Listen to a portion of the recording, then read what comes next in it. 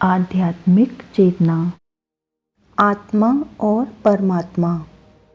मानव जीवन का एकमात्र उद्देश्य आत्मा का साक्षात्कार करना है, और जिस व्यक्ति का आत्मा से साक्षात्कार हो गया तो उसे परमात्मा के दर्शन भी हो जाते हैं। हालांकि बहुत से लोग यह नहीं जानते कि आत्मा का साक्षात्कार कैसे किया जाए।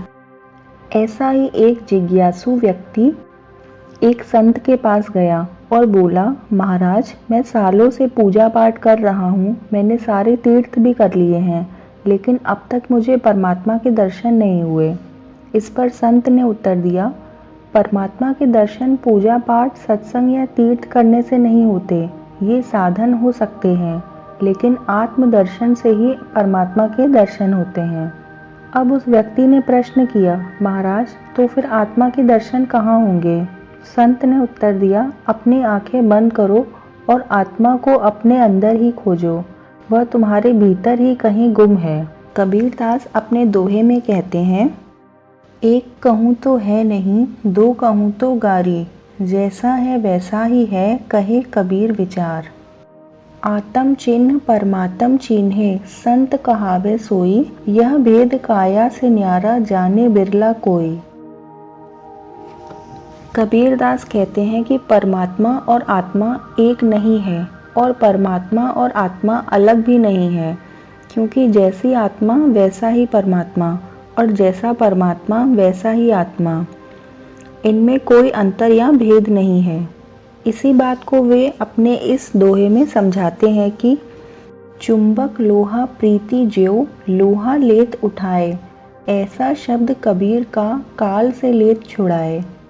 प्रेम जगावे विरह को, विरह जगावे जीव, जीव जगावे पीव को, वही जीव वही पीव। विशुद्ध लोहे से बना चुंबक लोहे को ही अपनी ओर आकर्षित कर लेता है, अन्य धातुओं को नहीं। लोहे से चुंबक और चुंबक से लोहा इस प्रकार संलग्न हो जाता है कि दोनों को अलग करने के लिए बल का प्रयोग करना पड़ता है। इसी प्रकार परमात्मा और आत्मा में संबंध है। खैर, अज्ञानी लोग यह भी समझते हैं कि वह शरीर मात्र हैं और मृत्यु होने पर वह नष्ट हो जाएंगे, जबकि हम सभी में एक आत्मा है और हम शरीर मात्र नहीं बल्कि आत्मा है, और आत्मा अजर अमर है। अपने द्वारा किए गए कर्मों को भोगना ही पड़ेगा, फिर चाहे किसी भी रूप में, किसी भी योनि में भोगना पड़े। आत्मा को 84 लाख योनियों के चक्र से गुजरना पड़ता है, इसलिए अपने कर्मों के प्रति सतर्क रहना चाहिए।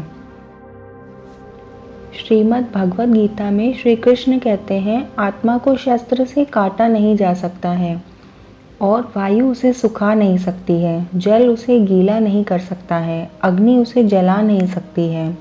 यानी जिस प्रकार मनुष्य पुराने वस्त्रों को त्याग कर नए वस्त्र धारण करता है, उसी प्रकार आत्मा पुराने व्यर्थ के शरीरों को त्याग कर नवीन शरीर धारण करती है। आत्मा और शरीर के मिलन से ही जीवात्मा बनता है। भगवान श्री कृष्ण श्रीमद् भगवद गीता में कहते हैं, हे अर्जुन, मेरे जन्म और कर्म दिव्य और अलौकिक हैं।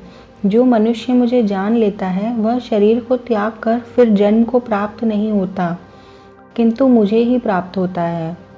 बहरहाल आत्मा और परमात्मा प्रेम चाहते हैं, और यही प्रेम उन्हें एक दूसरे के करीब लाता है।